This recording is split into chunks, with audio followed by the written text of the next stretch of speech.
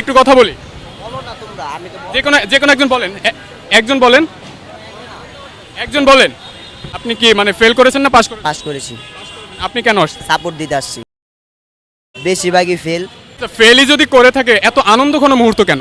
ভাই চাপেন না বাবা। বলেন না ভাই, মানে কি কারণে আসছেন এটা তো বলতে পারেন, সমস্যা তো আর নাই। কি মন করে দেন তো? কি কারণ আইছে? আমরা সাপোর্ট দিতে আসছি। আমরা কিছুক্ষণ ধরে দেখতেছিলাম যে আসলে সবাই খুব আনন্দ ঘন মুহূর্তে আছে, এটার কারণটা একটু যদি মানে আমরা একটু জানতে চাচ্ছি যে আসলে সবাই খুব আনন্দ ঘন মুহূর্তে কেন আন্দোলন করতে এসে। না পাস। দর্শক যেমনটা দেখতে পাচ্ছেন যে আন্দোলন করতে আসা শিক্ষার্থীরা, বিশেষ করে যারা এসএসসি পরীক্ষায় ফেল করেছে, তাদের বেশিরভাগই আমরা দেখতে পাচ্ছি যে বেশ আনন্দঘন মুহূর্তে আছে। আচ্ছা, একটু আপনাদের সাথে কথা বলি এক মিনিটের জন্য, একটু কথা বলি। আপনারা এখানে যারাই আসছেন সবাই তো মানে এসএসসি এক্সামে ফেল, এটা তো একটা দুঃখের ব্যাপার। সবাই খুব কষ্ট নিয়ে এখানে আপনারা আন্দোলন করতে আসেন, কিন্তু সবাইকে আসলে খুব আনন্দঘন মুহূর্তে দেখা যাচ্ছে, এটার কারণটা কি? আনন্দ কেন মুহূর্তে দেখা যাচ্ছে, এটা ওই যে ওদের দোষ, ওদের জিজ্ঞাসা। কাদের মানে যদি একটু স্পেসিফিক ভাবে বলেন।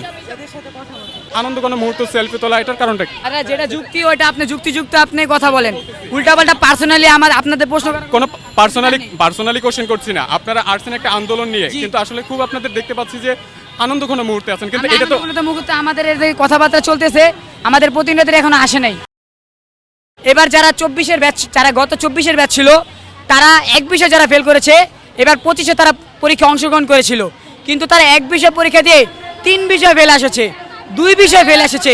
এটা কোনো সমাধান হলো? এটা আমাদের কাছে, আপনাদের কাছে প্রশ্ন, তারা কিভাবে খাতা দেখলো যে এক বিষয় পরীক্ষা দিয়ে 3 বিষয় ফেল আসে?